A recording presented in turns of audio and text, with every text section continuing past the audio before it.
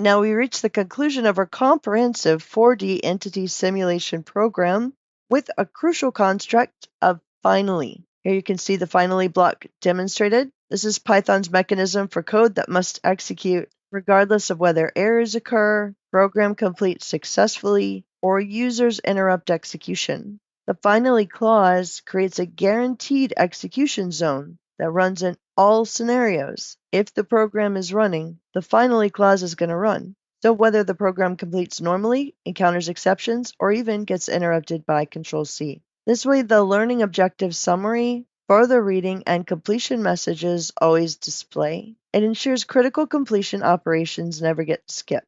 The concept of guaranteed execution enables essential cleanup and completion operations. This creates completion assurance for educational objectives. In this program, students always see their learning accomplishments, the programming concepts covered, and further reading suggestions, regardless of how their simulation session ends.